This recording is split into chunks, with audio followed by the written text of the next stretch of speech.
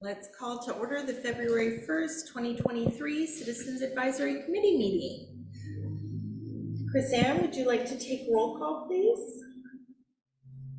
Okay, I'll take roll tonight.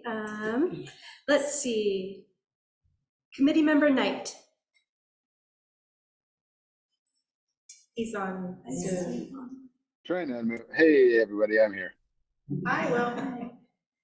And committee member Harrington. Here. Committee member Lumiere.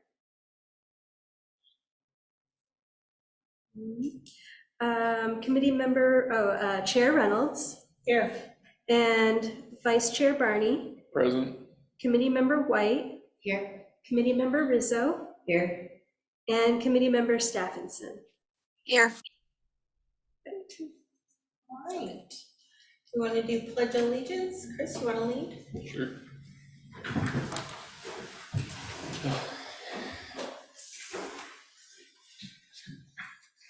I pledge allegiance to the flag of the United States of America and to the republic for which it stands, one nation, under God, indivisible, with liberty and justice for all.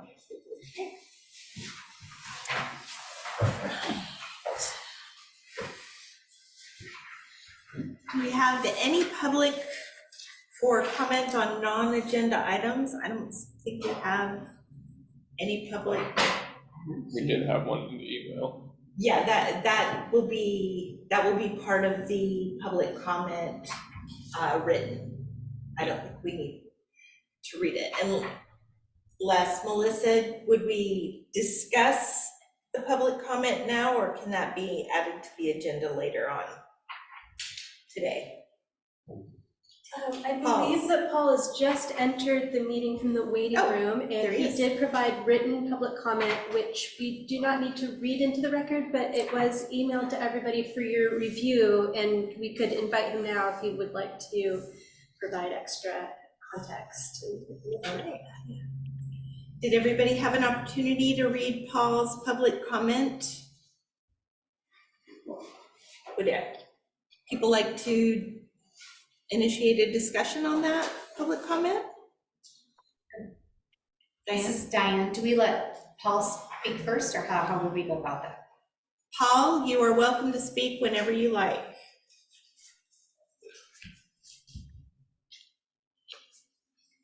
Will? Hey, guys. Sorry, I was racing and barely made it to my computer to the meeting tonight, but nice to see everybody. Yeah, just a minute to look through it, and I thought it was pretty interesting topic that I would suggest that we would consider for a future meeting. Maybe great folks at the city staff there could help us with maybe finding some background information to kind of fill in some, maybe if there's any blanks here, or confirm the things that Paul put, maybe some possible suggestions or ideas of what we could do. But yeah, I think it's a pretty interesting topic that I personally would like us to look at. And so maybe without having to sidetrack tonight's meeting, if we wanted to, as a group, possibly decide yes or no to adding it to a future agenda, maybe we could call that to a vote at some point, as far as a future agenda item to look at. So I'll let it go with that. Thank you, Will.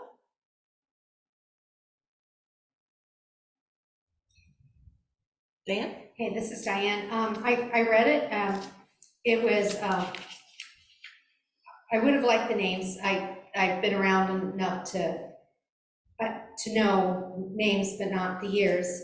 I'm not sure. I'm understanding that if this is a city council item, that they would have to recommend such a committee, because we did have a charter review committee, and I couldn't recall how many years ago it was. I'm thinking it might have been going on at least 9 years ago, and the items on there were interesting then. I don't think that had anything to do with the items that Paul is bringing up for his concerns or comment for tonight. So I would like to know if this is something that goes to the council first to see if they want, because it's up to them to appoint, create committees. And last time that they did have one, it was on the Charter Review Committee, I believe it was 4 counselors, and it was the city attorney that were present that were having these discussions and working on that. So at that point, they chose to have council, the BB, the body discussion at that time.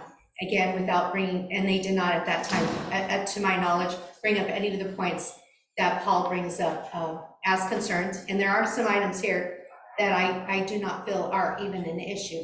So those are just some comments that I have. Oh, one other thing. Paul is referring this to us, and I'm not sure he had confidence in us as a committee when we were having a discussion on top 3 voting, as he has pointed out. And I'm not sure if that's relevant or not, but I'm just not sure why he's wanting us to do it again when the counselors were the body of the committee in the past. Okay. Thank you. Mm-hmm. Chris? So I did have some thoughts prepared to share, but in the interest of the fact that we may want to have it as an agenda item in the future, I think I will mostly withhold that. I do feel like it would be good to discuss it, because I think Paul's idea is that he's wanting us to like recommend this to council so that they'll perhaps consider making a change to this. But the one thing I will state for tonight is that I mostly followed what he was saying regardless of my own opinions about it, but some of it was confusing. Like at the end, he specified that he did not use the word most based on the voting statistics of the last election. However, there were votes in from 59% of registered voters, according to what he stated, which would be most. So I don't really understand what's going on there. Okay. Anyone else? Paul, do you have anything to input at this time?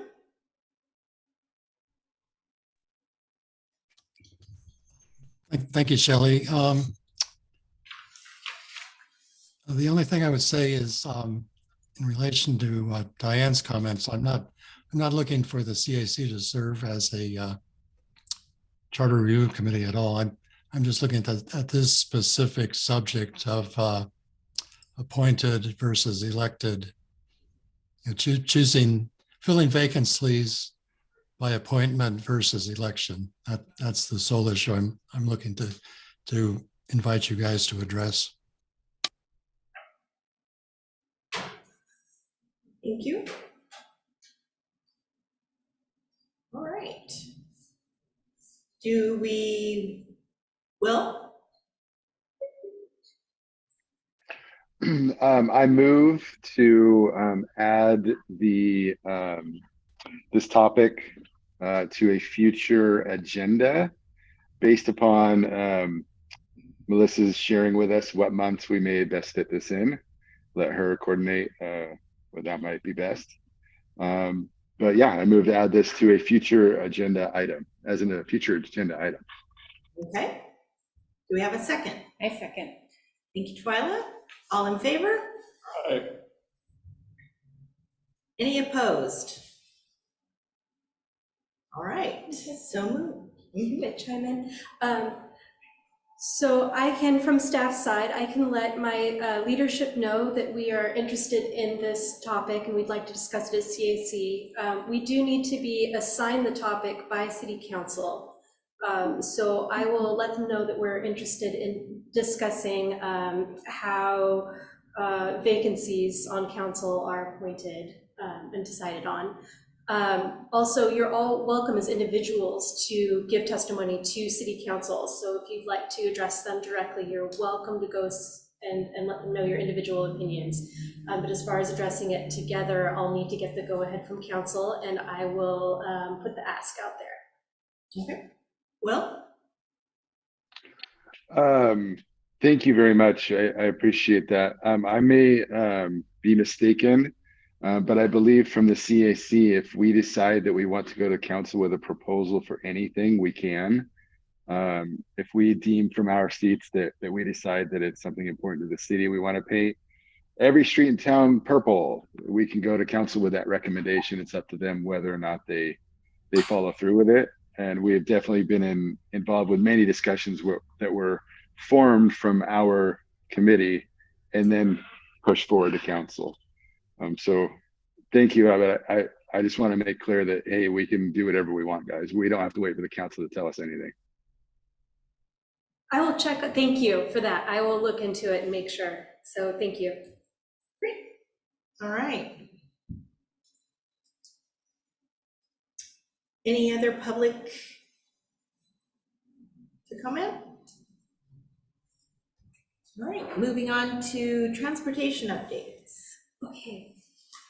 Yes, I have one update tonight. We had a few transportation announcements last month, and I wanted to continue following up with keeping you all in the loop with transportation announcements.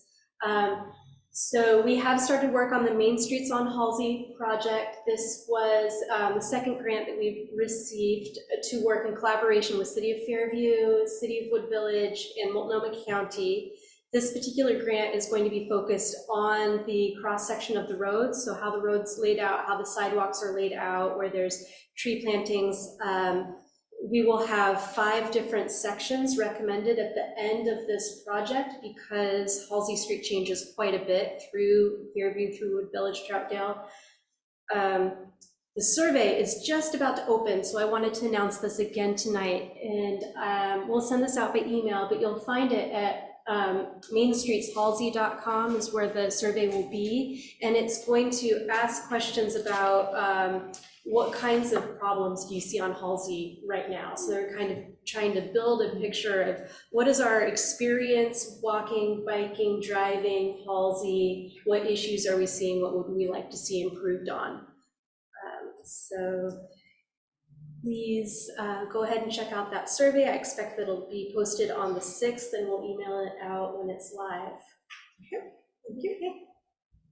All right, any questions about the Halsey project?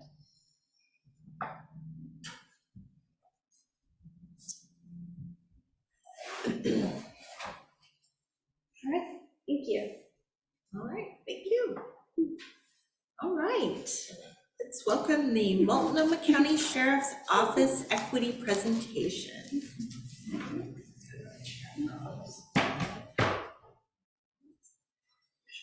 There's 3 of us, so I think we're gonna have a chair. Yeah, it works.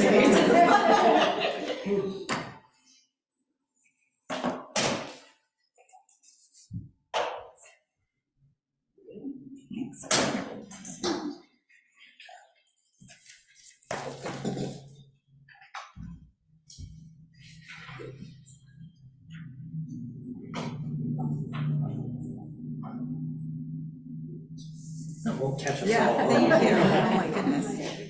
There we go. Thank you. Much better.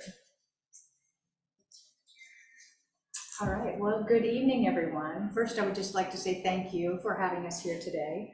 I'm Nicole Morrissey O'Donnell, I'm your Multnomah County Sheriff, and I have joining me and us today is Rebecca Sanchez, Director of our Equity and Inclusion Unit, and Captain Doug Asbo, who is our Chief of Police for the City of Troutdale.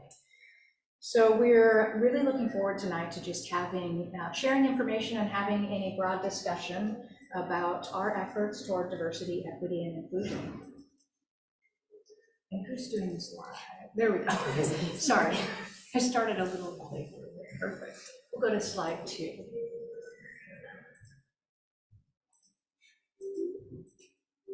We purposely chose that picture for this community.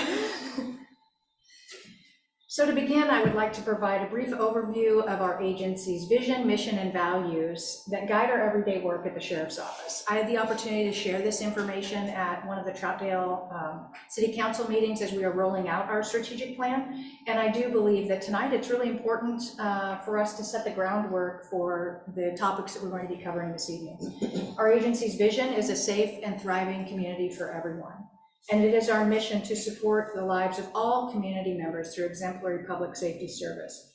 And our values that I will talk about here shortly provide a foundation of how we do our work in our community and within our organization each and every day. And that helps uphold the trust and integrity of those that we serve.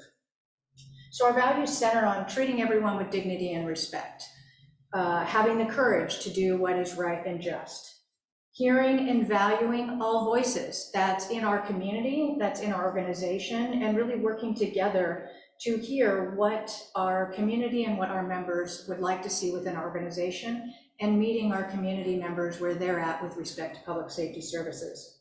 Practicing unwavering compassion, and that is across all facets of our organization and the work we do every day.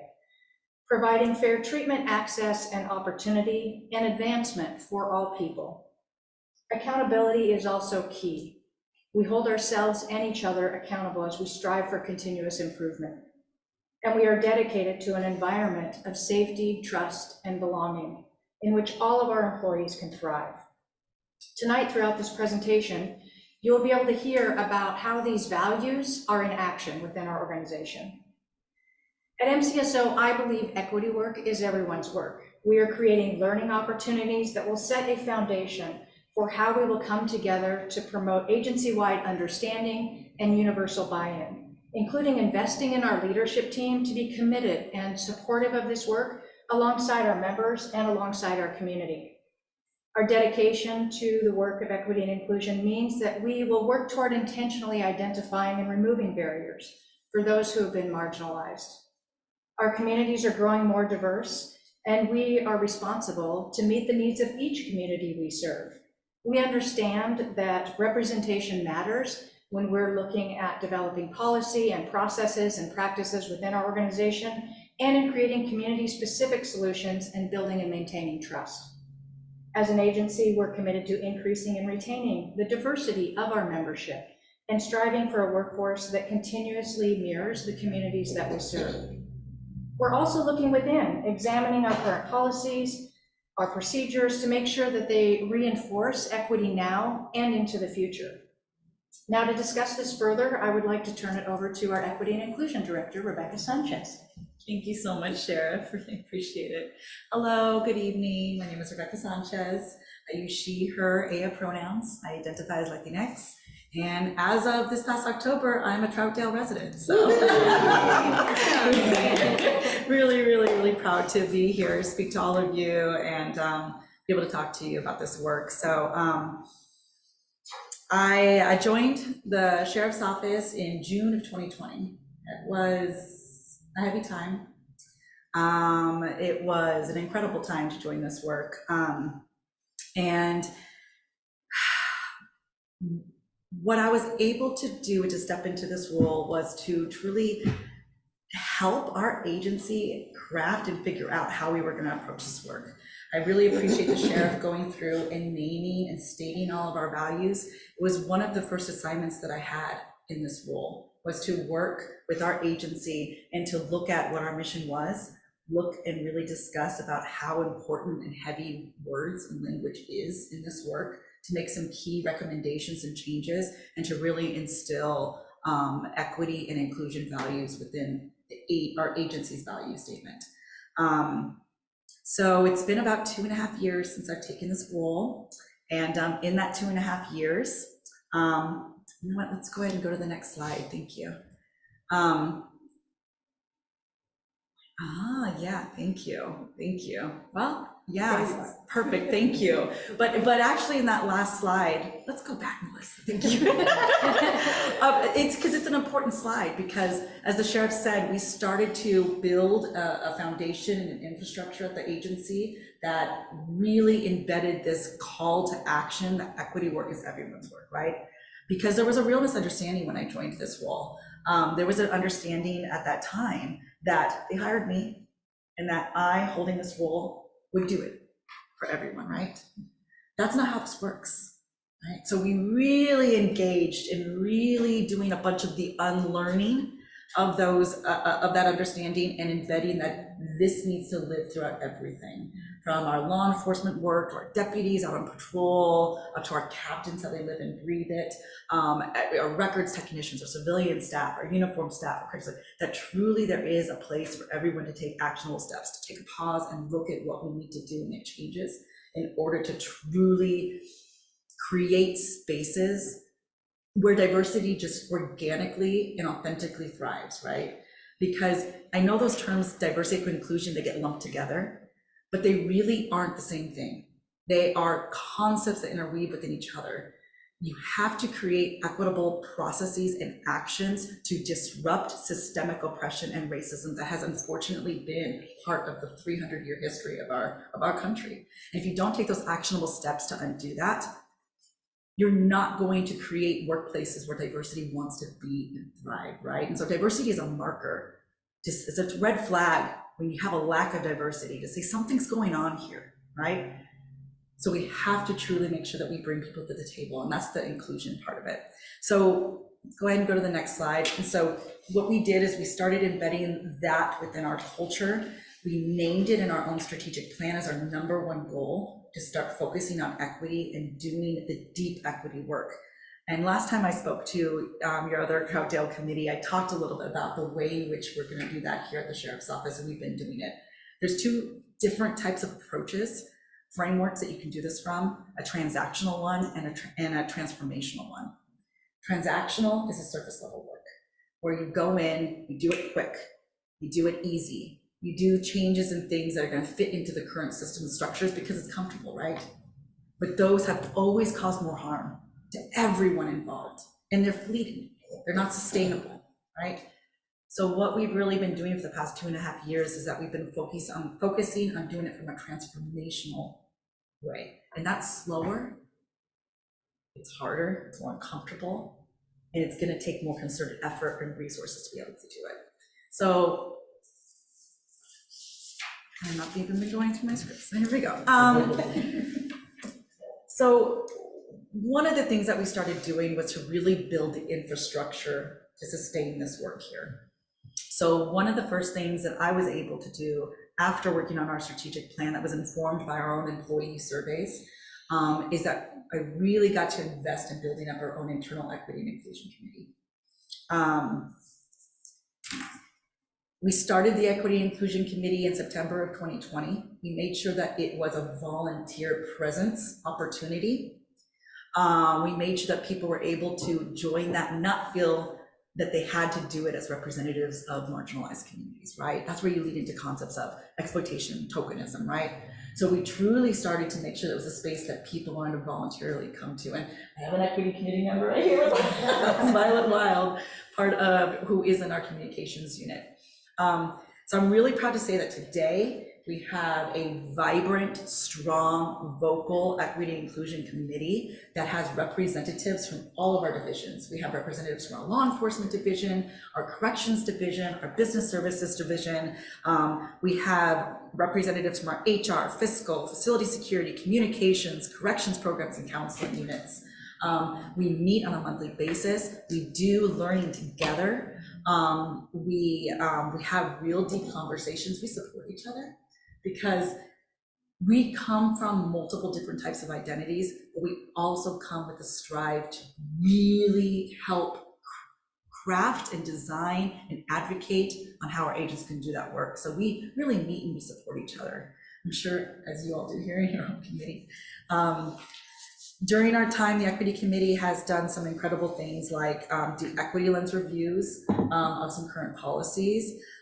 We have really reviewed through an equity lens our special assignment processes in our correctional divisions. And we have looked at how we create our data, how we collect them, how we share the data and so forth. We've also started to resource and ensure that we have an equity inclusion unit. Because again, this can't be on the shoulders of one person. We're really trying to do transformational deep change. And we're a large organization. We're over 750 people. So we really wanted to build an infrastructure and resource it. So we have an equity inclusion unit that my position reports directly to the sheriff.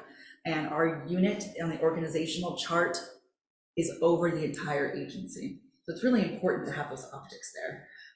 We have 2 full-time positions that we've resourced and staffed. in this unit besides my position. One, we hired in November of last year. The title is Workforce Equity and Training Specialist. And this position is held by a gentleman named Ron Montgomery. He has a lot of experience doing this work in the military and in corporate areas.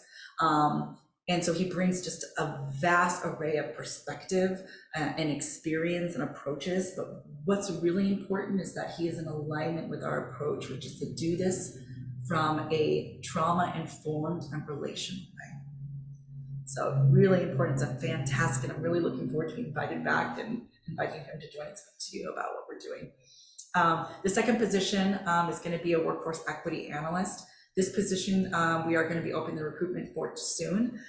It is going to focus on our staff and retention, creating that type of workforce that's going to invite and retain a truly diverse staff and make sure that we can have the best people in our agency to give the best type of quality and care to you all in Troutdale and to everywhere that we serve. I have a picture up there. You can see it's our own sheriff's office intranet. A really important part of infrastructure building that we've engaged in is to make sure that our work and these concepts are visible and easily accessible by everybody. So we don't want to hide this work. So we have a page here. It was co-developed by members of our Equity Inclusion Committee. We put our own strategic plans up there. We have our 2021 and 2022 Workforce Equity Strategic Plan efforts updates up there as well. And we do have plans to mirror this in our future external websites as well. We want to make sure that we're sharing this information with our community. And I really want to say thank you to the last Troutdale committee that we were able to present to, because I asked to be held accountable. I asked for our office and our work to be held accountable and for suggestions from them. And one of the key things that I heard from that group was, where is the investment in data collection? Where is the investment in really looking at that data and sharing it with everybody? And Captain Osmond is going to talk a little bit more about data, but I do want to let you know that we have made a real concerted effort to partner with our Sheriff's Office Planning and Research Unit to make sure that we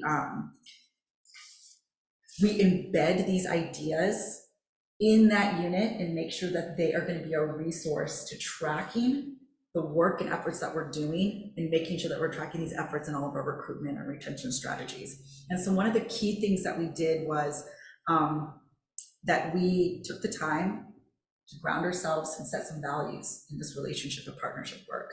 So the Planning and Research and Equity and Inclusion Unit values around data are centered on these three concepts: centering underrepresented and marginalized voices by ensuring we highlight the people represented in the data and connecting the numbers to stories.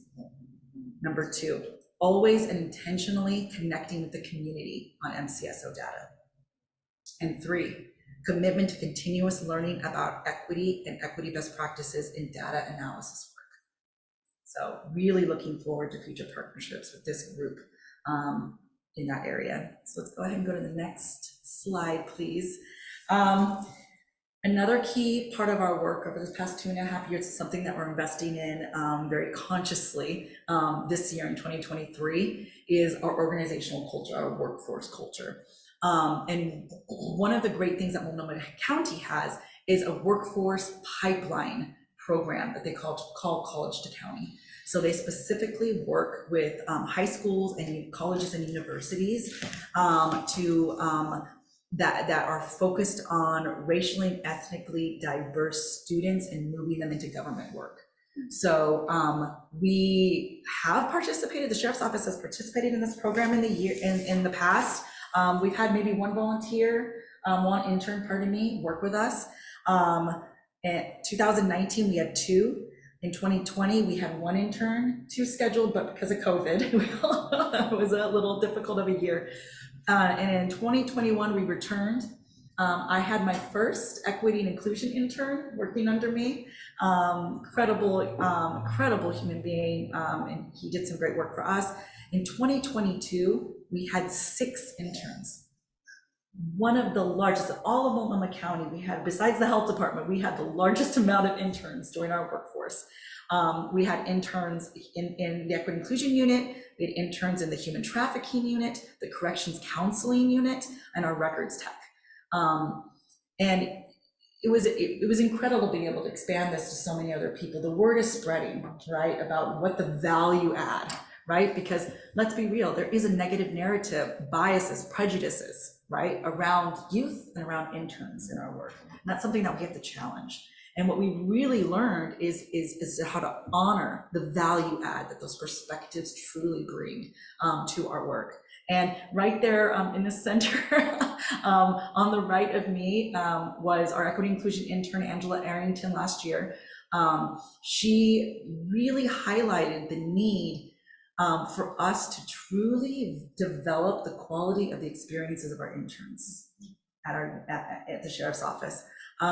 You know, Multnomah County is large, and we're still building a strong bridge between the rest of the county and our work, but even for our college interns, you know, they're not on Gmail, we use Outlook. So even communications were a little rough. So they felt a little bit apart from the rest of the county. So we had to build community within our 6 interns at our sheriff's office. And so one of the ways that Angela crafted for us to truly hear the voices of those interns, what were your experiences like? What was the positive? What was some of the things that we could do better? She created a roundtable discussion. And I really want to have the sheriff be able to talk a little bit about what that experience was like.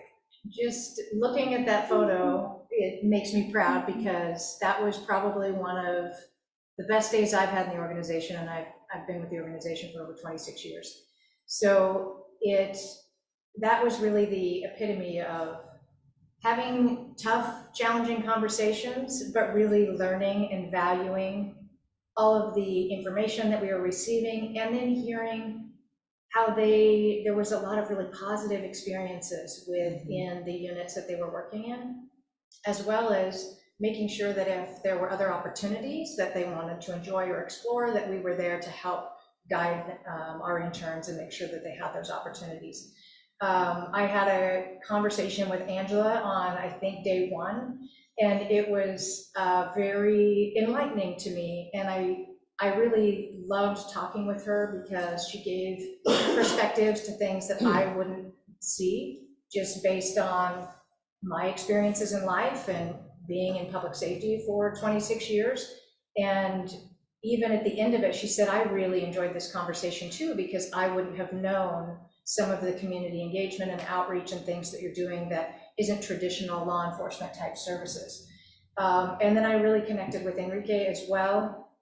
He was considering working at the sheriff's office, potentially in law enforcement, and I really hope that I get to connect with him again, and maybe he'll be an employee of ours. But he was another, just really happy to be with the organization, really enjoyed his college life, and wanted to share. And so, again, just looking at the photo makes me really happy and proud, because that day was just a really positive experience to connect with our youth in a different way than I think we have in the present, beyond. And we need to continue that in the future. And so we've talked about how do we build that program in the future, and how do we connect, you know, many other parts of the organization with our interns so they can share in this experience alongside us as well. Yeah, absolutely. You know, this is really an exercise in us figuring out how to break the transactional approach to doing things and do a transformational, right? Transactional, okay, hire an intern, tell them what to do, and then they're out, right? Check the box. We did an internship program, right? Transformational is to say, how do we really hear their voices? How do we ask them what was good and what needed to be improved, and then make follow-up plans in order to how to change that, right? You know, this roundtable was fantastic, but we learned this was done towards the end of their internship, right? We couldn't even affect or make changes to support them in their time with us. So one of the things we learned is, let's do it at the beginning, maybe in the middle, and then at the end again. Let's do more, right? This is what's so beautiful about engaging in this work, is that you give something a try, you be brave enough to say, let's look at what we could do better, and then let's try it again. Let's try it again better. Let's lean in, let's truly hear the feedback, take that in, and be able to lead in a different way or try in a different way. So really, really excited to do that and make sure that all of our managers and supervisors know what the true intent of this internship is, right? They're not just bodies to do a job, right? We have a responsibility to do professional mentorship and to provide opportunities to these interns as well. And what they give to us is just extremely invaluable. So we'll go ahead and take the next slide. Another example, so how we're doing training, right? Traditionally, there's been a lot of ways that training has been done around DEI work that, like I said in the beginning, has been extremely harmful for everybody involved, right? They have mandated all staff trainings, 3-4 hours, you're in, you're out, it's once a year, boom, check the box, it's done, right? A lot of times leadership don't even engage in those trainings, right? It's just for others, right? You can make that separation. So we're looking at how we're doing this training in a reimagined way. One of the things that we're doing is right off the bat, we're talking to our new hires about what our values are. We're being honest in this presentation that our agency has just begun this journey, right? We truly try and lead with vulnerability and honesty and let them know where we are in an agency, where our commitments are, and what the expectations they are when they join us, to not only engage in our journey, but also to help push us further, right? So we meet with them on their second day of orientation. We talk about the concepts of safety, trust, and belonging in the workplace. That presentation was co-created. Violet has co-presented with me and others, and that was co-created with the Equity Committee. We expanded it just yesterday. We added some more time. We've added different approaches to it, and we are going to expand that in this year. But the entire experience of how we onboard people, we're going to be reimagining that.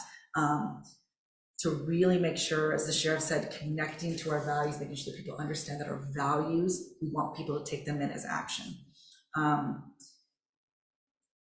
We've also been engaging in doing some real critical training for our leaders. We require that all of our newly promoted sworn members, when someone's promoted to sergeant or lieutenant, as well as any civilian member that's promoted to a supervisor or manager, or new supervisors and managers come to our agency, that they have to attend Multnomah County's 2-day new manager orientation, where we do some deep work on what equity means. How do you invest in your team? How do you provide truly constructive feedback from a trauma-informed lens? And how do you make sure that you're in alignment with the rest of the county? That's followed up by a 1-hour training that I provide and my new colleague Ron Montgomery provide, that talk about the expectations of that work at the sheriff's office and provide them with resources to do it. You know, one key part of our workforce equity strategic plan is highlighted that we do not provide the tools and resources to our managers to be able to do this work from a truly intentional way. And that is part of the expectation of the agency to do as well. And I gave that presentation to 2 new sergeants this morning, and we actually talked for 2 hours. And it was really incredible to be able to have that conversation and to be able to hear back from them. And I hear this consistently from the leaders, because they get a packet of resources and names and everything for them. You know, did you know our EAP has a manager support line where you can talk and role play conversations that you need to have with your employees and get advice? You know, the message is you're not on your own. You have all of these supports for you, because your biggest responsibility is to support the people under you so that they can support the people that they serve. And I hear constantly from them, wow, thank you, I didn't know this existed. I didn't know these were here. So that's something that we're really doing, and making sure that all of our managers, and not only new managers, but all of the current managers and supervisors go through ADA and leave loss trainings and make sure that we're in compliance with civil rights and the Americans with Disability Act laws. And we're going to begin our deep equity and inclusion and diversity foundational training. And as the sheriff said, we're really going to focus on best practices, and we're going to focus on ensuring that it starts at the top at leadership. So we're going to make sure that we do some deep work with leadership first before we start having that deep work down the line, because we want the leadership to stand alongside practitioners like myself and Ron, and to be providing that information and that support on the end for them. Next slide, please. And one of the great experiences we had in piloting this approach, I was able to do here with Captain Osbo back in 2021. We were able to do a 12-week deep training learning experience where a cohort of our law enforcement staff, so our school resource officers, our community resource officers that are here out in the Troutdale area, our HOPE team members, Captain Osbo was a part of it, Captain Hockley was in charge of our training team. We got together for 2 hours once a week for 12 weeks. And the goal was to help engage and communicate with community in a new, deeper way. So I was given the opportunity to develop this in collaboration with community. I looked at organizations like Word is Bond, coalitions of communities of color, and look at the reports and the mandates that they had for our organizations to really do the deep work. So I used that as a framework and then partnered with local organizations. Partnered with trauma intervention programs, so Tip Northwest, June Vining worked with us to talk about how we can do active listening from a trauma-informed lens. I worked with my old colleague when I was doing my last 10 years doing refugee and migrant work, Mr. Bernal Cruz from the New Portland Foundation, to talk about the refugee and migrant experience. We work with GTA Consulting to talk about responsive communication tools from a psychological and therapeutic lens. And we partnered with Captain Derek Peterson, who's the regional president for the National Organization of Black Law Enforcement Executives, to talk about the Black experience of displacement here in the Portland area, from Vanport being displaced over to the Albina area and being further displaced out here to the numbers in the east area. Word is Bond was another partner. They created a presentation. Word is Bond is an incredible organization in Portland. I don't know if people can see a nod. Word is Bond. They invest in building the leadership of young Black men in Portland, helping to instill with them not only the skills, but the confidence to be leaders in our community. And one of their key ways to do that is to help break and dismantle the negative narratives on how they're viewed by police and how they view police themselves. So they've been a partner with the Sheriff's Office for some time. They created a presentation that was very raw and very real about how they feel they're seen and treated by police. And we were able to record it, and their executive director gave us permission to be able to use that as a training tool. And we were able to watch it, and it was a heavy day to hear that, right? Because, you know, we are human beings. We take pride in what we do, and it's really hard to hear from those who serve that the way in which you're serving is causing pain, right? But those are important conversations that we need to have. So it was an incredible experience, and that's how you do learning in a deep way. And it was really critical that was for that length, because you can't just forget about it. It stays with you longer. You have to talk about it longer, right? And those 2 hours were critical because the first hour was learning, second hour was debrief. Let's be vulnerable. Let's talk about what hit, what was hard, what was difficult, what are questions, right? It wasn't a safe space, it was a brave space that we created there. Next slide. And so we leaned back into that framework in 2022. We had just partnered with TriMet. We were given the contract as a sheriff's office to be able to run their transit police division. And so Captain Lejour, who was actually part of that first training as well, he really found value in it and proposed. He was an ally and advocated for that same type of approach to be instilled in the TriMet Foundation and organization. So we did that. We partnered with different organizations because there was different goals, because there was different needs for the transportation community. The TriMet organization, their equity and inclusion manager had done a community survey of what was needed and what was wanted throughout the transit area. And one of the things that they wanted to do was to reinvest and reimagine how transportation was done. And one of the key areas was for some deep learning in that area. So we took that mandate and we did the 12 weeks as well. And we partnered with a local training organization called Training for Transformation. They were the lead facilitators of the training. We partnered with the Joint Office of Homeless Services. Again, the specific need was those who were utilizing transportation in the homeless and houseless community. We partnered with Cascadia Behavioral Health so that they were able to lead us in understanding how to engage with community members who were battling mental health. We worked with the Ancudia Seneb Center, which was an organization that promotes mental health and for Black communities specifically, and then again to Northwest. So it was just an incredible way for us to truly advocate for our own value systems with the partner agencies that we work with, right? Because it doesn't matter if we just do it at the sheriff's office. We need to be advocates for this work and how to do it in a different way, and make sure that we are advocating for community to be at the table, because that's something that we need to do as allies. Next slide, please. Oh, goodness. Well, thank you. I think that's everything. And I'm excited for your questions. So I'm excited for the discussion, and I'm happy to pass it on to you. Thank you. Good evening, Honorable Chair and members of the committee. Thank you for having us.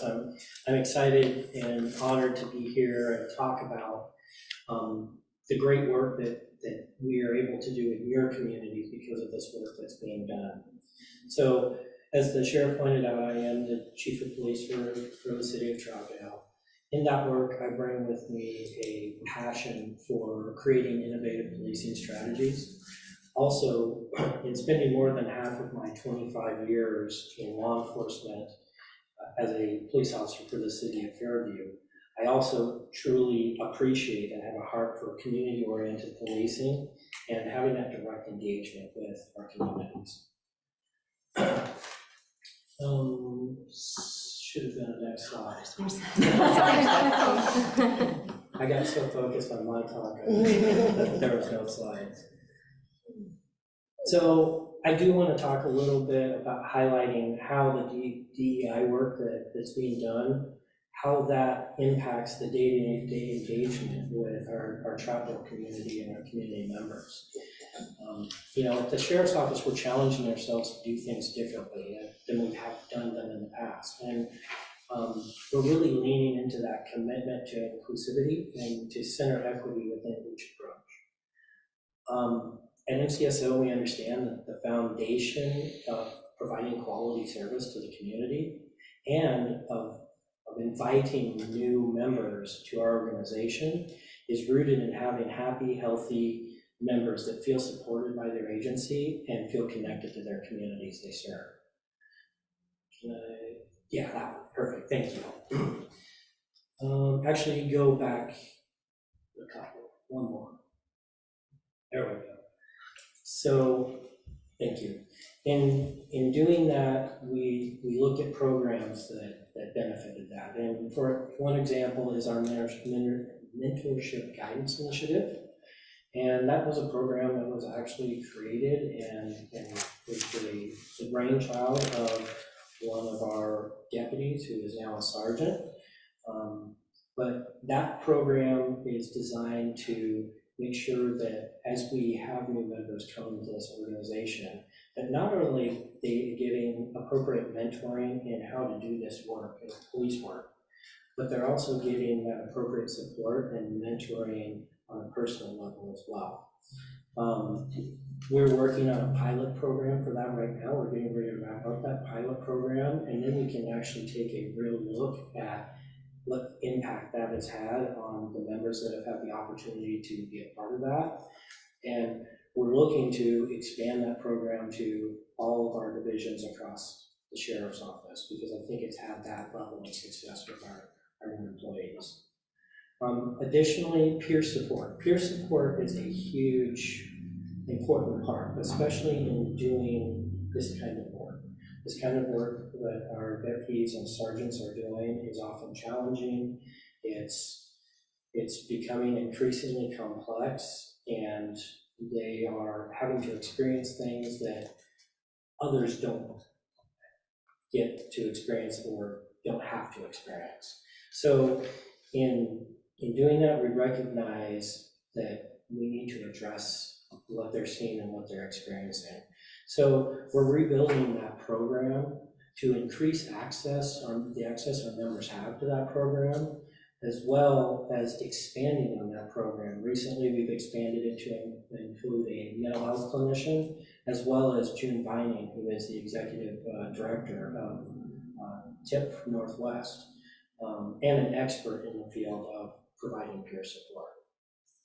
And since we're talking a little bit about TIP Northwest, trauma intervention program is a great benefit, and working with that, not only does it benefit our members and have an impact on them should they need access to that kind of service, but the diversity of the trauma intervention program in itself brings with it the ability that our members can reach out to a much wider portion of our community and truly address the community members' individual needs when they're experiencing some sort of trauma. Next slide, please.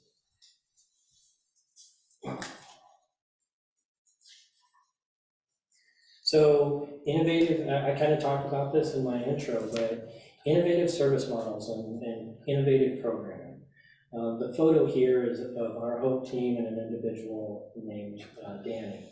Our HOPE team is our Homeless Outreach and Programs Engagement team, and the HOPE team was designed to have a compassionate outreach first approach in working with our houseless community members.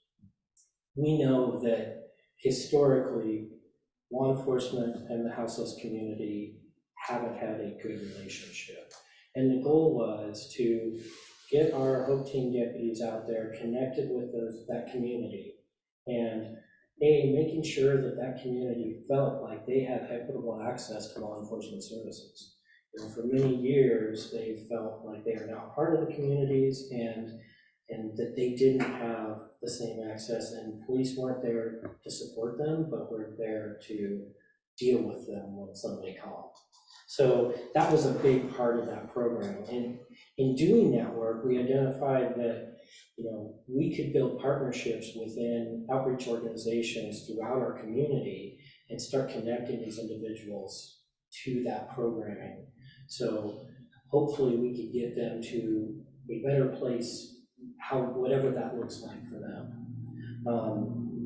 Danny is a good example of that. And I also want to add that one of the important things, we in East County are unique in that most of our folks that are houseless in East Multnomah County are longtime residents of the cities they are now homeless in. Danny's a perfect example. Danny went to Reynolds High School. He was housed here in the city of Troutdale, and through a number of incidents and some traumas within his family, he found himself sleeping on park benches here. Our HOPE team was able to connect with him at a outreach event that they were hosting weekly and start to hear about some of the challenges and some of the barriers he faced. Because of the connection, not only with the houseless community, but the connection the HOPE team was making with our housed and business community, they were able to connect Danny with a business and get him full-time employment. So while he was working in full-time employment, he was still facing the challenge of living outdoors. As he was able to get a little bit ahead financially, the HOPE team reached out to other community members and were able to get him housing that he could afford. And so currently Danny is still working and housed and has been quite successful. So life-changing experience for him. And life-changing experience for the HOPE team. Danny had the opportunity to be interviewed on the news, and there's a quote in there that I know had a lot of impact on the team, because when he was asked about his interaction with the HOPE team, he described them as his guardian angels and his brothers that kept him safe and got him into some place. And that's really the kind of impact that they are hoping to have with our houseless community members. In addition to that, we have our school resource officers, our school resource deputies. This year, again, we've had the opportunity to partner with the Reynolds School District. So our school resource deputies can go back to having positive engagements and positively connecting with the youth in our communities.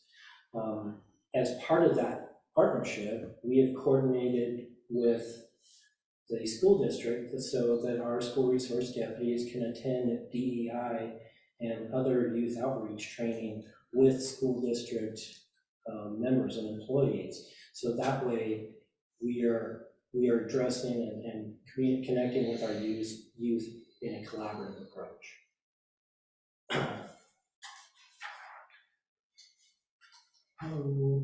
Couple more things on that slide, and then we'll go to this one. This one's kind of a tricky one, it's just a picture. Community resource deputies. I'm sure you're aware that, you know, Nick Bohr, who's the community resource deputy for the city of Troutdale, but the importance of community resource deputies is they are that direct link to your sheriff's office. And the goal of our community resource deputies is that they are able to directly work with the community they serve and identify those individual needs and individual challenges that that community faces.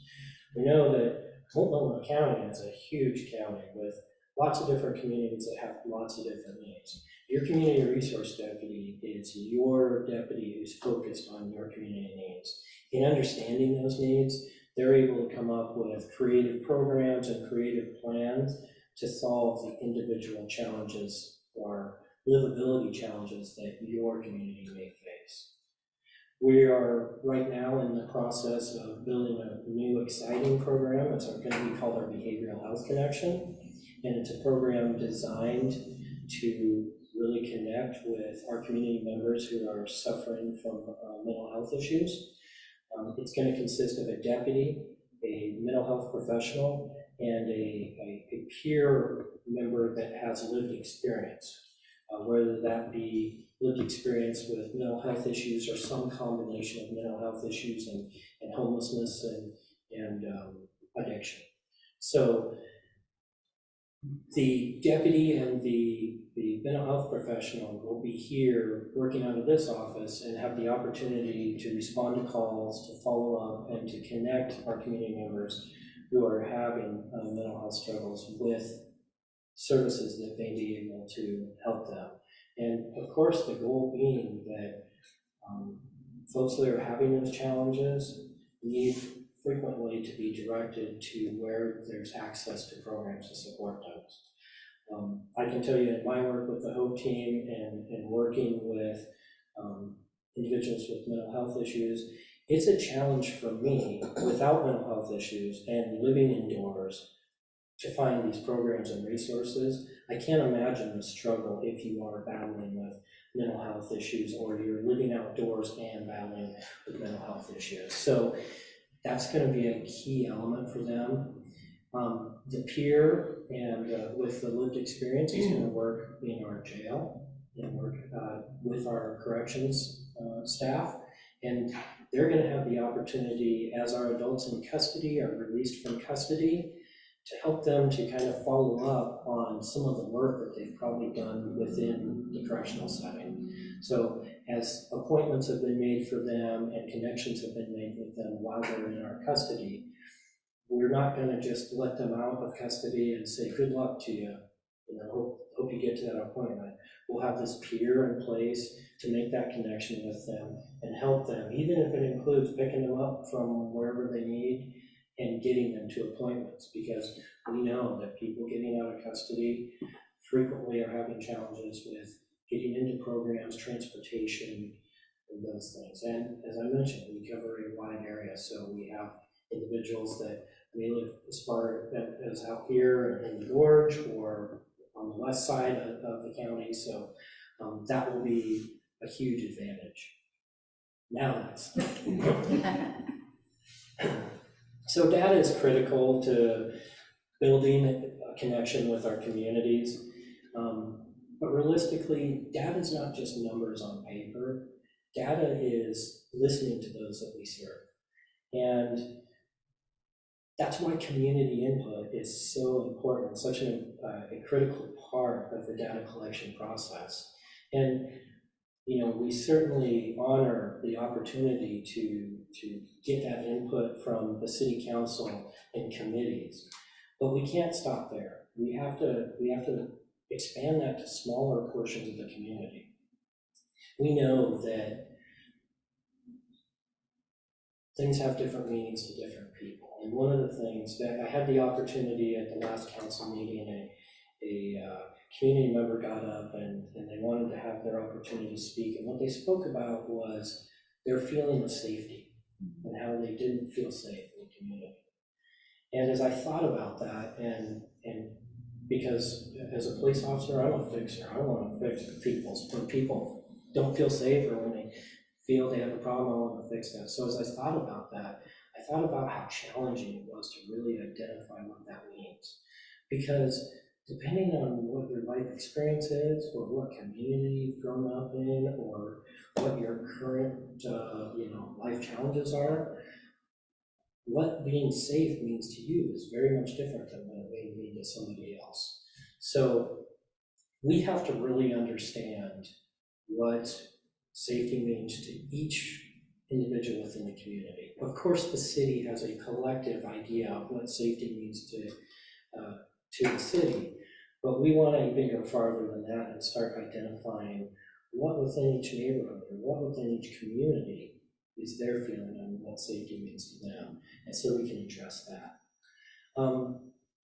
We want to increase accessibility. So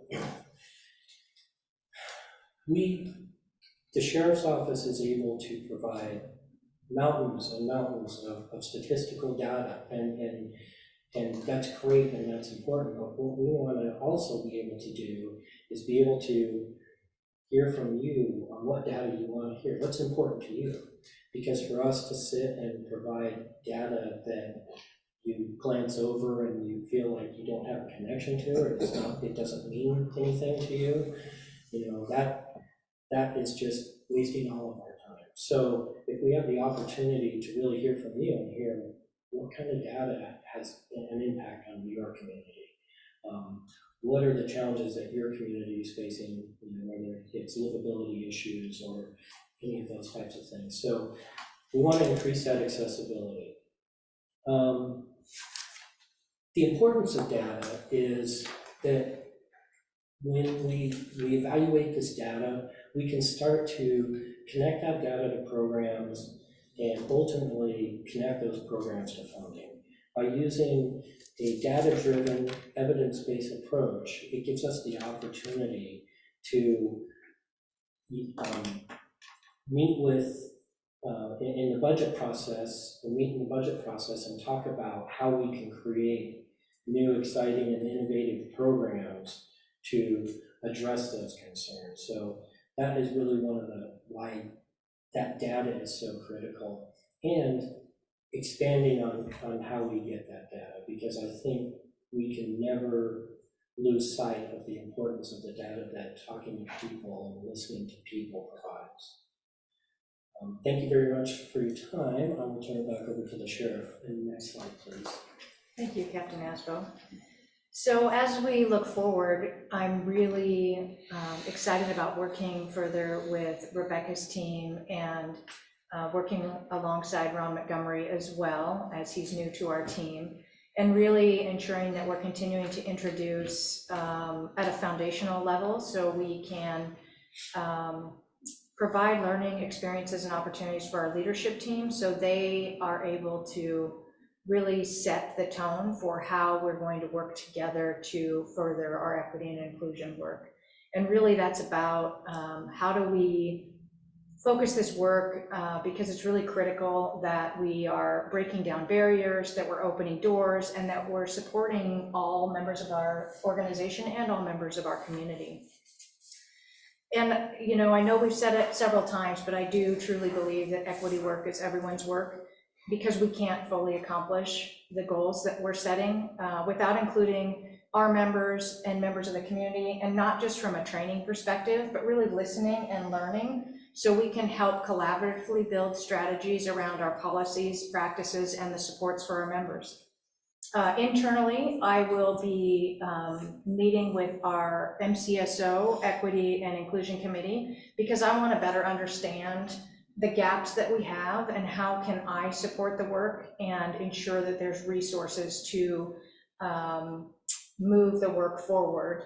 And really, you know, as we've talked about several times, increasing those community engagement opportunities. And it's not where we have one opportunity with a group and then we never re-engage. It really is about continual engagement and finding those access points to engage in, you know, sometimes it's really, really tough conversations. And then if you continue that work, there's really positive, really transformative experiences that I have experienced, and I'm hopeful that we receive that also from community.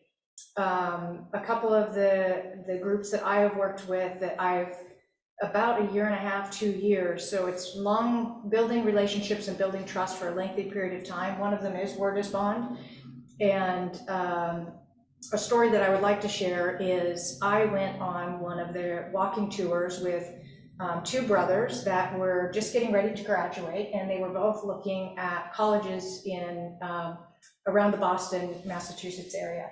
And that is where my husband was from. And so they had this great dialogue, and we really made this connection with both youth. And a year later, and I had connections at different meetings with Word is Bond, but more not as personalized.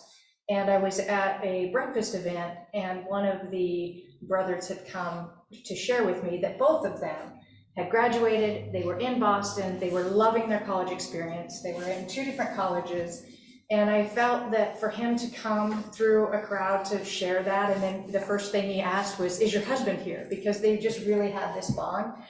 Again, it's sometimes, you know, challenging work, but it is so rewarding too that they're making a difference in our lives, and we are supporting and learning and listening and hopefully making a difference in their lives. So that's probably another one of the favorite parts of my job, is just being able to engage with all community members, whether it's in our jurisdictions or whether it's just community in any part of the county or state. Another group that we're working with recently is Talk a Mile, and that is a program where youth are paired with a newly employed police officer. And so it gives a perspective, and they do 4 laps around a track together, and they really listen and learn and talk about their experiences. So each lap has a different question. And again, we're continuing in that program where we had really positive feedback from students as well as our new employees that started to work for the sheriff's office. And so our chief deputy here of law enforcement is also looking at how can we expand that program and include Reynolds High School. So I'm really hopeful that we'll be able to work with the Talk a Mile group and make some of those expansions here at East County. In addition to foundation building with our leadership and our staff and building community engagement, we also recognize that this committee knows that both the City of Troutdale and Multnomah County Sheriff's Office will be looking at our partnership of nearly 10 years and reviewing our contract. And what I want to say is that we really want that to be a collaborative approach, because we always are looking at how can we better serve and meet the needs of each community, because they're all very unique. So we're looking forward to engaging in that. And also the needs are ever changing. So what public safety looked like or what our community needed 5 years ago, 10 years ago, 3 years ago may look different today. So we want to be open and honest and have those discussions about where are we seeing gaps and where can we better serve our communities. And in closing, you know, I believe public safety matters, but we have to do that together. We have to do that as a community. And I engage in this work because I know that it also is required to maintain the trust and the partnership with each community that we serve. We expect our MCSO members to be present and connected to our community in Troutdale, And we want you all to have a connection with MCSO as well. So with that, we greatly appreciate your time this evening, and we are very happy to answer any questions that you may have. Thank you so much for being here, all three of you. What a wonderful presentation.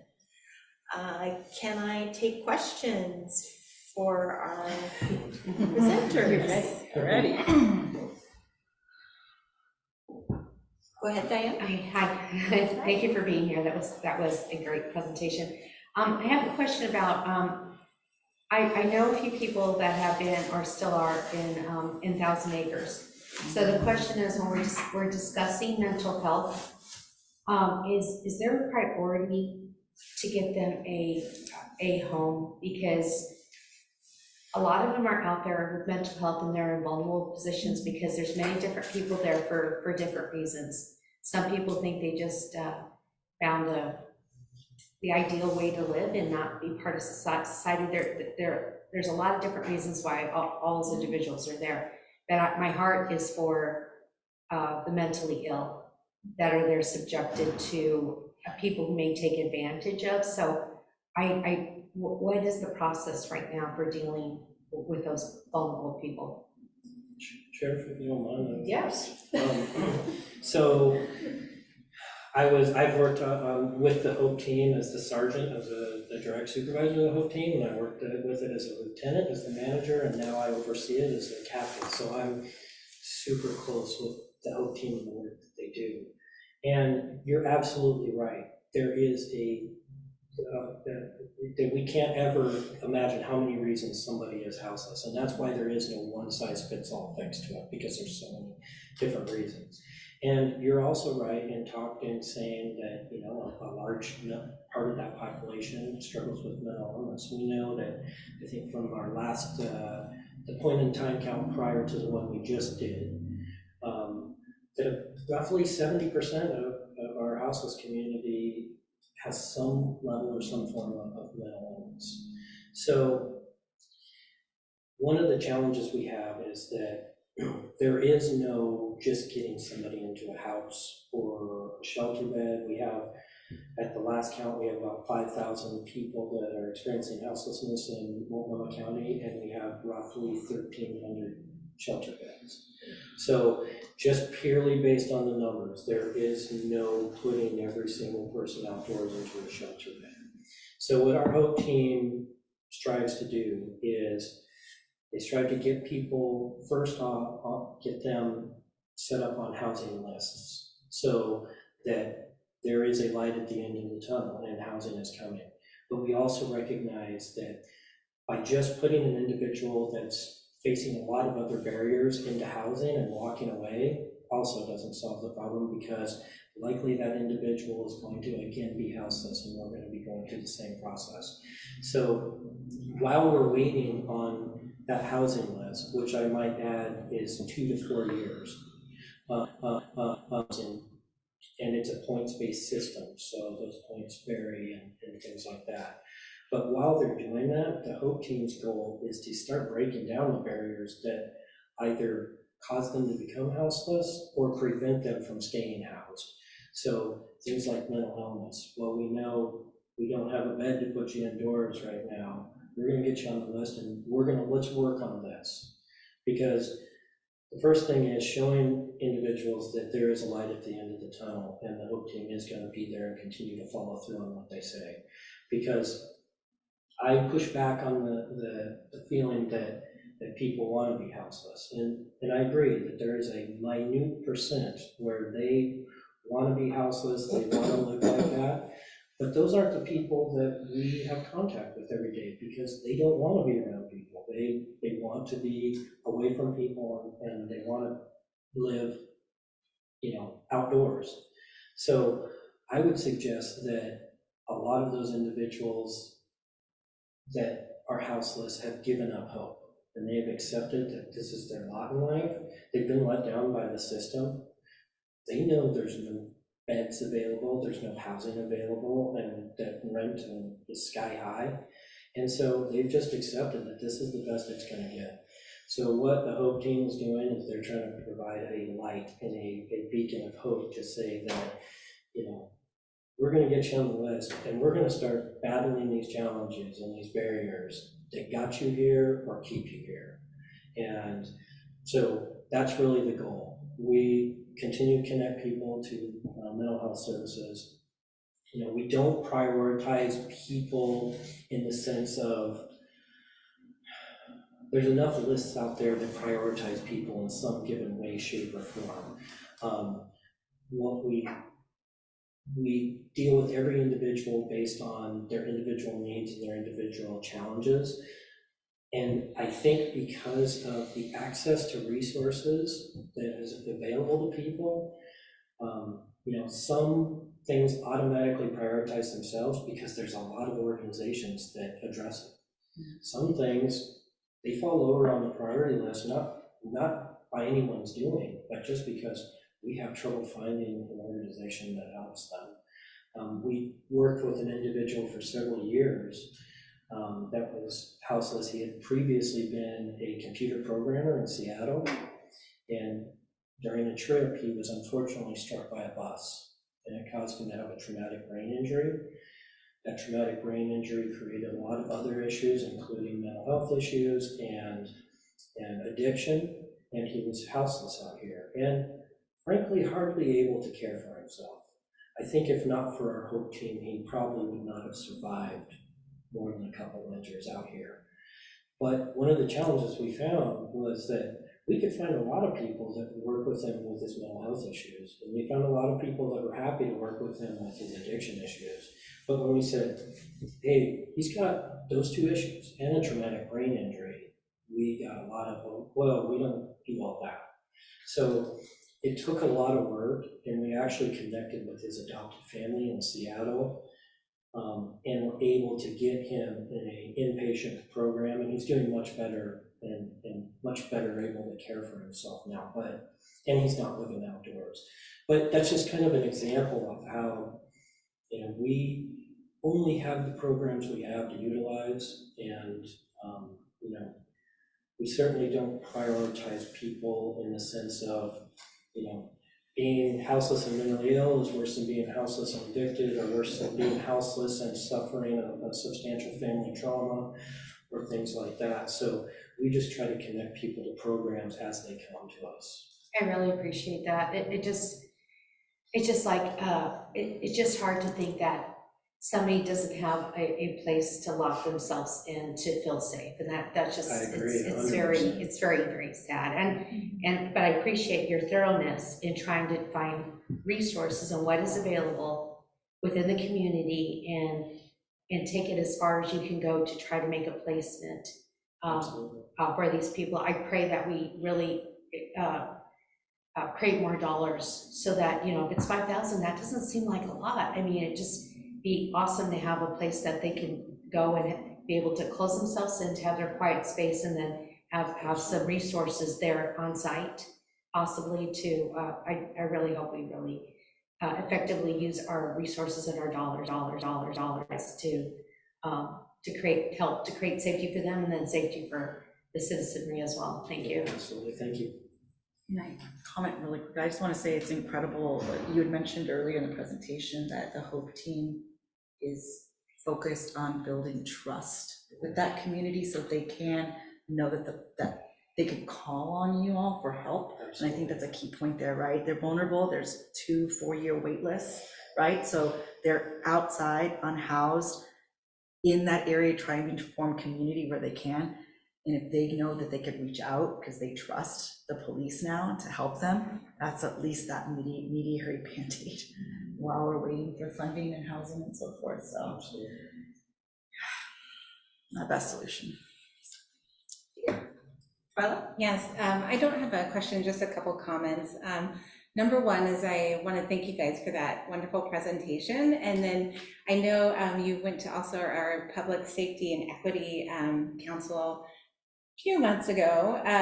But I just want to say thank you, because that transactional versus transformational that you said, I actually put that on a sticky I have in my computer at work, because that's such a great way to frame Awesome. And then I also wanted to just call out that it really seems the work that you guys are putting in, you can see that at the community level.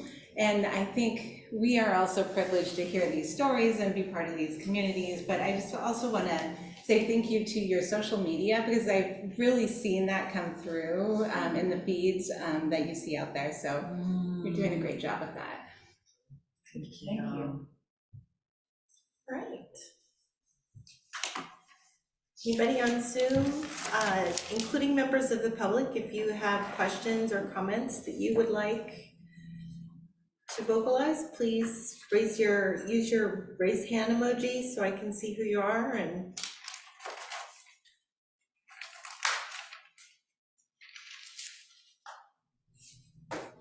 Chris? I did want to say thank you for presenting, and I guess just as a clarification question, how big is the Hope team? Our team is 2 deputies and 1 sergeant, and there's a lieutenant also that manages, but really the boots on the ground are 2 deputies and 1 sergeant. So just to give you kind of an example of the level of work that they are doing, last year they had over 1,800 contacts with individuals experiencing homelessness. They made, I think it was, I don't have the numbers right in front of me, but it was right around 1,000 referrals to services, formal referrals. So that's a lot of work for 3 people. So they are working every day, and they work not just out here, but in other parts of the county, our unincorporated west sides of the county, as well as all of our contract cities and unincorporated East County. So they cover a lot of area and do a lot of work for their individuals. They're pretty amazing work. So. And I think the relationships that they've built across the county with all of the service providers and any type of resource or service that can be provided, there is just an overwhelmingly amount of knowledge of how to help an individual once they're able to break down some of those barriers and learn about what are your barriers to housing or to treatment opportunities. So I've been continually impressed, even if something comes my way, and I'll go to the team and say, what types of resources do we have that might help in this situation? And they always have an answer. So it's a pretty impressive team, and hopefully in the future, we can build out some of those resources in addition to our behavioral health connection that we're working on through a grant. It will be really exciting for us to evaluate that program and then determine how do we build those types of services into other parts of our organization. Thank you very much. I would actually like to know if there is a plan or a goal in place to increase the number of members on the Hope team, and what kind of, if any, special training the Hope team receives to be part of that team. So, I'm sorry, go ahead, Sheriff. You talk, Oh, you talk and then I'll follow up. yes, that'd be great. So I can speak to, it would be our goal to be able to add resources to the Hope team. We're in the middle of a budget, our budget cycle right now, with communicating with our county commissioners and our chair in our budget office.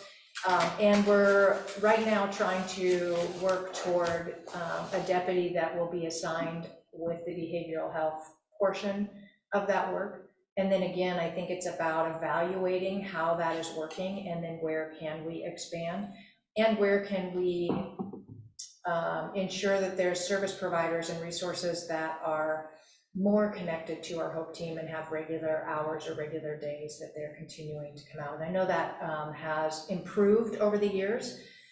It was very, very, very challenging, even particularly through COVID.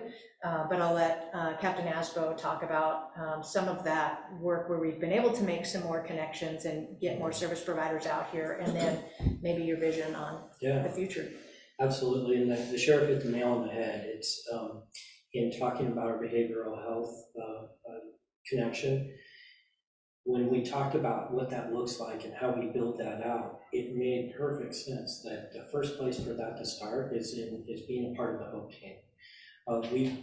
We've looked for quite a while, and we've talked to partners about, the Hope team we can't expect somebody who is wondering where their next meal is or where they're gonna safely sleep tonight to make sure that they're at an appointment 3 months from now downtown Portland when they live out here. That's not a reasonable expectation.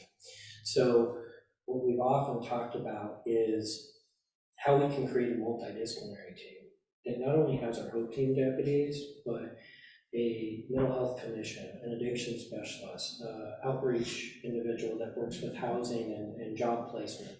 So that's really kind of the big goal. And so what we've done is leveraged our partnerships with different organizations to become force multipliers for us. So even though we may even only have 2 HOPE team deputies and a sergeant, when we can get those other outreach providers out and with us, and we have fought really hard and worked at getting the Joint Office of Homeless Services to provide us with an East County, what they call a navigation team, which is that multidisciplinary team.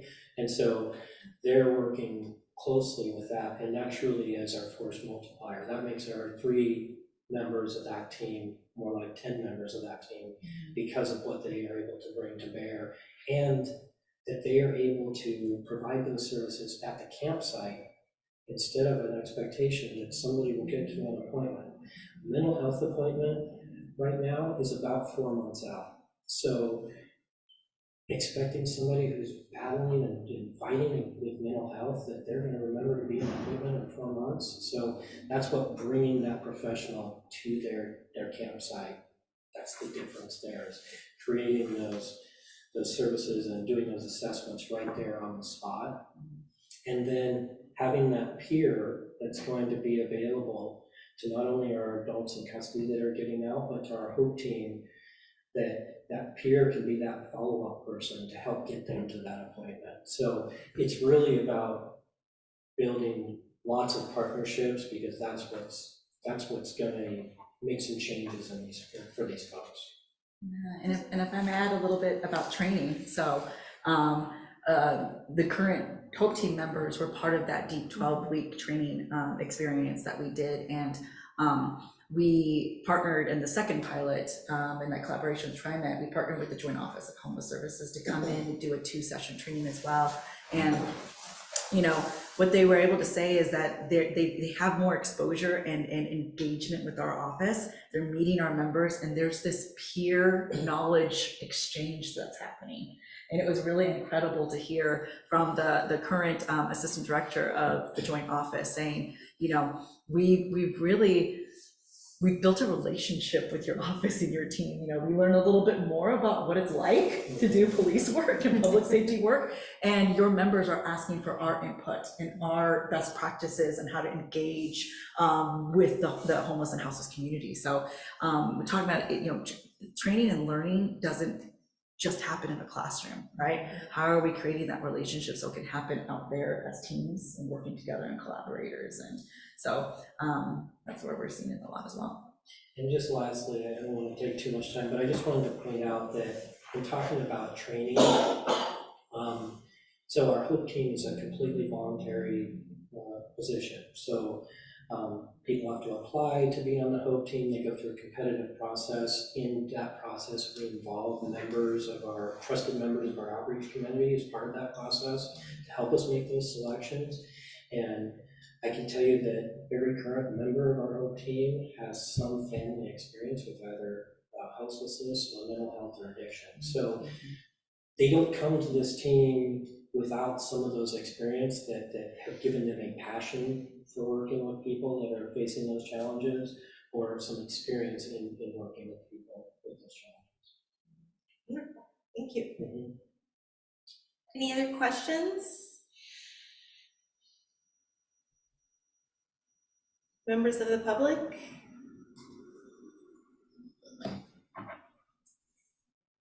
All right, I think it's all done. Thank you very Thank you. much. Thank It was you. really Thank great to you. meet everyone Thank tonight. you very much for being Thank here. And if you have questions later on, please feel free to reach out. I know that happens when you're thinking about something overnight. Thank you. Please share my contact. Contact information, yeah. absolutely, we will. Of course. And we would love to invite you back to share progress as we move through the next few months and years. So great. Yeah, absolutely, please. Thank you. Thank you very much. Thank you. Thank you so much. for your service. We'll fix that, we'll take care of that. Don't worry about that. Yeah.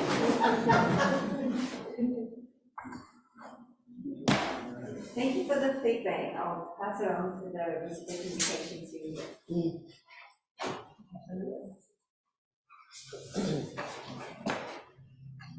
All right.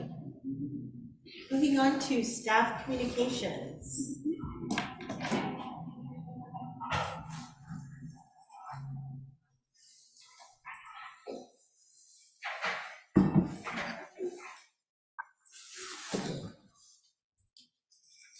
Okay, thank you. Just a couple announcements. I wanted to let you all know that the Parks Master Plan is under review right now. There are 3 public meetings coming up. There will be the Planning Commission meeting on February 22nd, and then the ordinance introduction hearing will be March 12th with City Council, and then April 11th will be ordinance adoption. You're welcome to come speak or send written comment to any of these public bodies. And so you can send it to me if you wish, and I can help you get it there, or send it directly online in advance of the Planning Commission meeting and City Council. These dates and the links to the meetings are online, as well as the draft plan and the draft appendix that goes with the plan. And you can find that at troutdaleoregon.gov /Parks Master Plan. That website, all of the information is there. We welcome your comment, your feedback, and help spread the word, please. We had a request for upcoming meetings to have kind of a meet the new counselors, invite them to come in and speak with us. I've spoken with my director and he with the city manager, and they are going ahead with making those arrangements. And I expect that presentations to be in the spring, so March or April. I'll keep you posted on how soon that can start occurring, but we've gotten the green light so far. And then we'll see you again March 1st. Wonderful. All right. Committee member comments. Let's start with Diane. Okay, in reading Paul's public comment, I was thinking about what might be what might be a meaningful opportunity for us to also possibly consider to put on our agenda. And one was, in the past, when counselors ran for position, there'd be a couple of opportunities for people to get to know them during like a town forum. And one was the employees union would host a discussion, a question answer. That used to happen, and then also the past chamber would also have an opportunity. Because we've changed it to the top 3, so we'll see how that's out, but for now it didn't seem like there was a meaningful exchange between the elected, the people that were being potentially being elected, to get to meet them, to see what their ideas are, what their thoughts are, and how they would address the business of the city. So later, I don't know how to do this, but I would propose that maybe we could host a town hall in 2 years, and then we could like describe what their duties are, engage the community and let them know what they do. But then also, when the people would come to the town hall, we could have representation from all the committees that would be present as well, so we can make it an opportunity in any way to serve, whether it's voluntarily or elected, to be included, just to kind of, a lot of people in the past would show up to town hall, so that might be an opportunity to do that, and also get to meet people. Of course, it's voluntary if they wish to do question and answer. When the employee union did it, they would ask everybody the same question. So it was just, so it wasn't different. And then And then even maybe later on after that, if they would be so kind to do so, is to break out. And then if the community had individual questions that they could just go around to whomever they wanted to meet or to dialogue with a little bit longer, that they might have that opportunity. Because I'm remembering Chris Damton was always telling us to do public engagement, and we've been good at it through Melissa, doing the first Fridays, which is nice.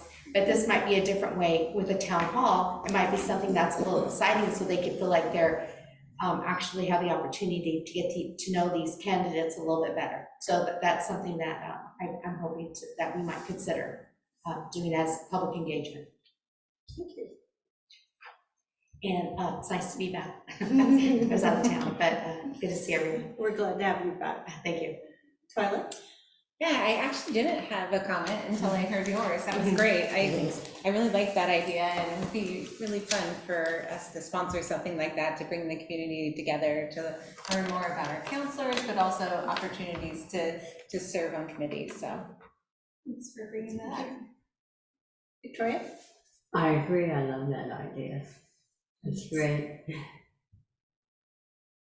Chris?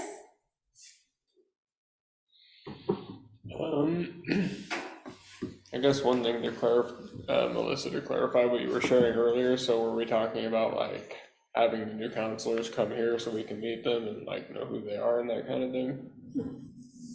Yeah, that's right. Okay, sorry, I was kind of spacing partially when you shared that, so. Yeah, I think that's all I have, other than good to see everyone, and thanks for another great meeting. Will?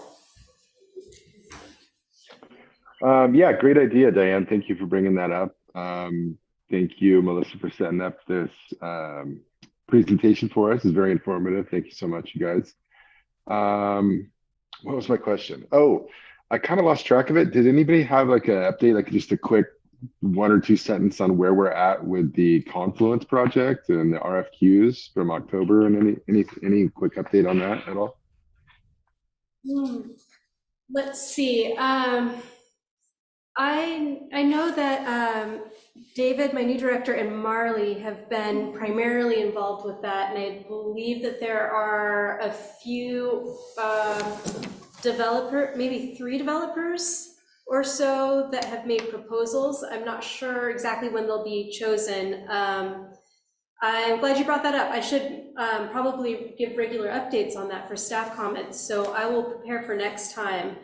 And perhaps since we're going to send out the survey link and the contact information, I'll make a note to put some follow-up information in that email regarding the Confluence. And then as far as the Riverfront Trail, we were awarded 2 grants, so we're moving forward to the 90% design. The funding came through for Metro and from Oregon Parks as well. So we're close to completely funded on that, and those plans are continuing forward. Awesome. Thank you so very much. I appreciate that. Hopefully I'll get a chance to see everybody in person next month. Thank you. Heidi, did you have something? Yep, I can speak to the URA. The TCAB meetings have been going through those. And as I understand it, there are going to be interviews coming up with those 3 developers where they ask some specific questions before doing scoring. So if you can listen in on some of those TCAB meetings, there's some pretty interesting stuff there. Great, thank you. Yeah, I was just gonna tell you guys, hi, that I'm on that committee, Will, and so we got 3 responses to the RFQ. Personally, I think they're all pretty good, so I'm kind of excited about it. And tomorrow we're going through a list of questions to figure out what we're gonna ask the applicants, and then go from there. Thank you. Thank you. Nice to see you, Heidi. Would it be possible, Melissa, to keep us in the loop on that, on when that meeting is and that when they're going to ask those questions and interview them? Or is that date set? Can I write that down if we know when that date is? I don't think it's set yet, Will. Okay. Also, I think it might be private. I'm not sure how that's gonna go. I know that we can't all go. We're sending our chair to do it. So I'm not sure how the interview process is, but Melissa can That's follow up.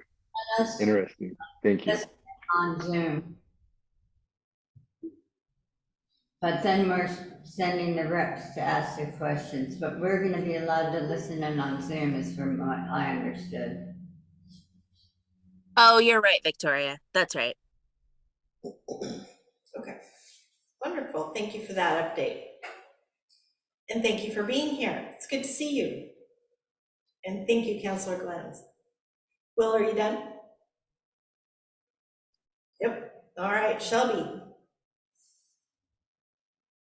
Hello, everyone. And I guess I just want to say thanks for being there, you guys. Sorry I'm not there tonight. Seems like it was something I was going to say and it's escaped me at the moment. I should have written it down, but happy Groundhog Day tomorrow. See you guys next month. Thank you. Alexander. I don't have much to add. I want to thank you, everyone, for being there. And I like Diane's proposal. I thought that was a good idea. And I like all the work people are doing. I think it's great how invested we are. And so let's keep that investment going. And happy Groundhog Day. Thank you. All right, and I want to throw this out there. The applications for the city councilor position are due February 17th. I don't have the bandwidth for that at this point, but there are only 2 women on city council. And thank you, Councilor Glanz, for being here all the time. And I think it would be really great to have a new counselor on city council that is interested in Troutdale. I guess I don't know new counselor 1. I don't know if he participated in any committees prior to being voted in as a counselor, but I just think that the service that we provide to Troutdale and the committees provide to Troutdale is very valuable, gives us a fresh insight. So I would encourage all of you, except Diane, who can't, to actually consider submitting an application if you are at a point in your life where you can handle it. I won't say never, but I just can't do it right now. But I'd really strongly encourage any and all of you who have the bandwidth to be a city councilor to submit an application. I would miss you on the committee, but I think that city councilors provide such a very important part of our city process that it would be wonderful to see a Troutdale resident who has experience serving the city of Troutdale be part of that group. Shelley, I have one more question. Some of the committees don't have enough people. When is the deadline for citizen volunteer applications? What is there a date that they have set, that has been set? To fill the other vacancies on the committees. Do you recall, Chrisanne, what the dates were? We know recruitment will be this spring. Yeah, I'm sorry, I don't know can't recall the particular dates, but I can certainly send you guys an email tomorrow with the direction. Yes, I'll put that on the list for us to follow up on. And Chrisanne has been assembling a contact list. So if you know people that are interested, you're interested, you can go onto her list and she is going to make sure to send out that information as soon as the recruitment's open and let you know the dates. Sure, thank you. All right, any other comments before we close it for the night? Thank you, Shelley. Yeah, members of the public. Melissa and Chrisanne. All right, can I get a motion to adjourn? I motion. Thank you, Chris. Second? Second. Thank you, Victoria. All in favor? Aye. Opposed? All right. Have a wonderful evening, folks. Night. Thanks everyone online. Bye-bye. Bye, thank you.